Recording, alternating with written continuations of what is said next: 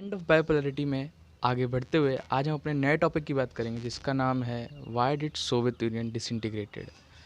जय हिंद दोस्तों, मैं हूँ सूर्यकांत उपाध्याय। स्वागत है आपका वर्ल्ड ऑफ ह्यूमैनिटीज़ में, जहाँ पे हम डिस्कस करेंगे सारे पॉलिटिकल इश्यूज़ और क्लास 12th की पॉलिटिक्स के बारे में। चलिए शुरू करते हैं।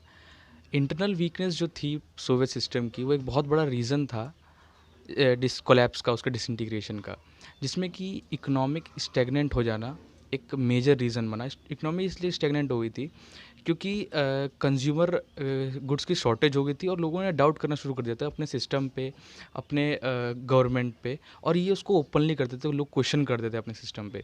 दूसरी क्या वजह थी इकोनॉमी की, क्योंकि सोवियत यूनियन एक बहुत बड़ा एरिया था और वो मैच करना चाहता था अपने आर्म्स, अपने वेपन्स को।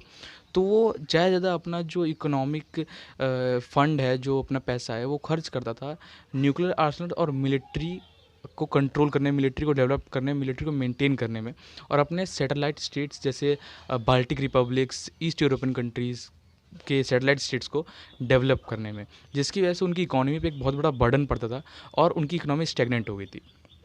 थर्ड जो मेजर रीज़न आता है सामने, वो ये होता है कि जब वहाँ के सोवियत यूनियन के लोगों को रियलाइज़ हुआ कि हम लोग वेस्ट से पीछे हैं, तो उनको एक पॉलिटिकल और साइकोलॉजिकल शॉक लगा, क्योंकि उनको ऐसा आज तक ये पता लगा था कि हमारा सिस्टम है वो बहुत ही अच्छा है, काफ़ी डेवलप्ड है, हम लोग काफ़ी ज़्यादा डेवलप्ड है रेस्ट दुनिया से, क्योंकि उनको अब तक कुछ मतलब नहीं था दुनिया से। और धीरे धीरे गोरबैचेव के रिफॉर्म्स के बाद हल्का हल्का लिबरलाइजेशन आना शुरू हुआ था, और अफगानिस्तान जो इन्विजन था उसमें भी पता लगा था कि हाँ, हम लोग टेक्नोलॉजी में पीछे हैं वेस्ट से। तो लोगों को एक पॉलिटिकल और साइकोलॉजिकल शॉक लगा, जिसकी वजह से उन लोगों को रियलाइज़ हुआ कि हाँ, हम लोग पीछे हैं, और उन्होंने सोवियत सिस्टम का विरोध करना चालू किया।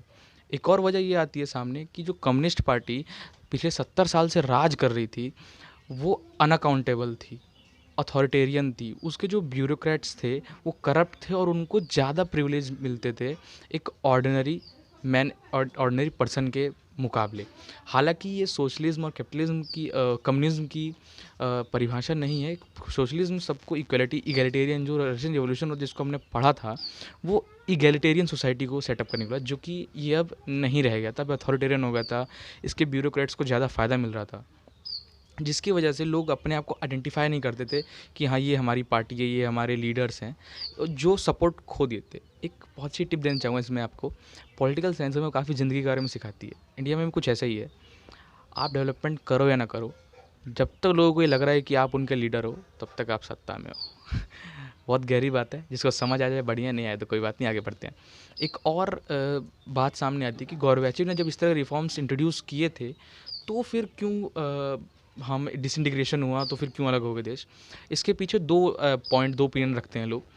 जो है पॉलिटिकल साइंटिस्ट हैं, वो ये रखते हैं कि जो गोरबैचेव के रिफॉर्म्स थे, वो बहुत ज़्यादा फास्ट थे, जिसकी वजह से लोग प्रोटेस्ट करना चालू कर गए, सब चीज़ कोलैप्स हो गई। लोग एक तरह से सिस्टम में रैपिड चेंज आया। कुछ लोग ये कहते हैं, और कुछ लोग ये इसके सपोर्ट में थे कि गोरबैचेव के जो रिफॉर्म्स थे वो बहुत स्लो थे। लोगों को जब पता लगा कि वो फ्रीडम चख सकते हैं, मतलब फ्रीडम को उनको टेस्ट आ गया था, तो वो चाहते थे कि थोड़ा और तेज़ी से रिफॉर्म्स है, थोड़ा तेज़ी से बदलाव है। तो ये दो ओपिनियन होते हैं।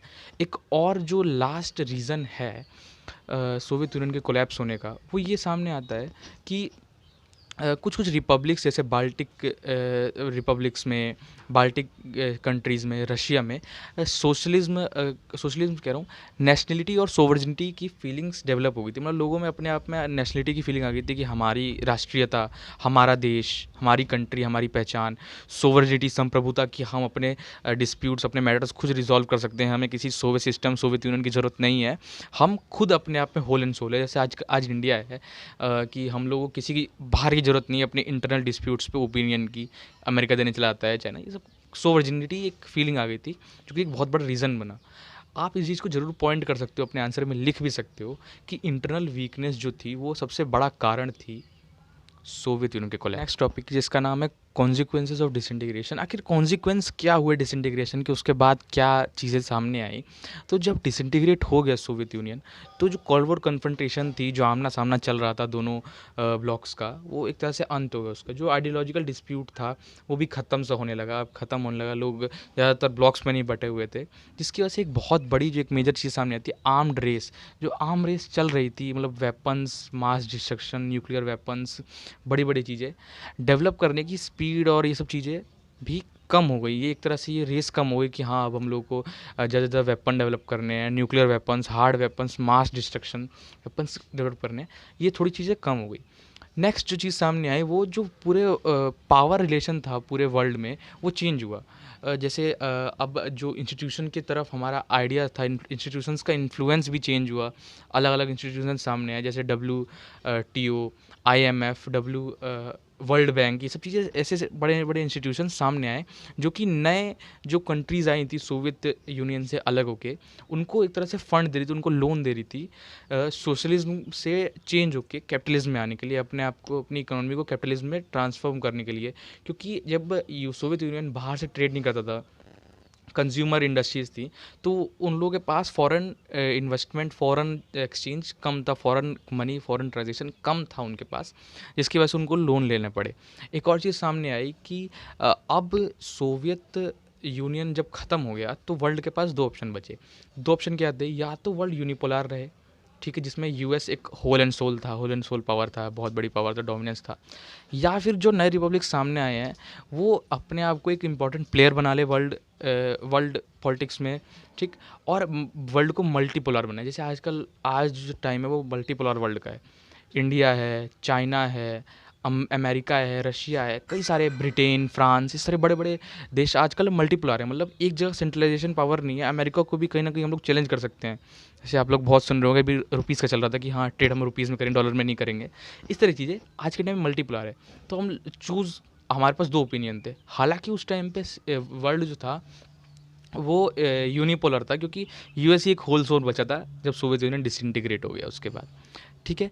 एक और चीज़ सामने आती है कि जब जो चेंज हुआ ये सब चीज़ें, जब कॉन्सिक्वेंस, एक और चीज़ सामने आती है, जब ये सोशलिज्म से जब चीज़ें कैपिटलिज्म में बदली, तो लोगों के पास ना कंज्यूमर शॉर्टेज आ गई, सब्सिडीज़ मिलना बंद हो गई।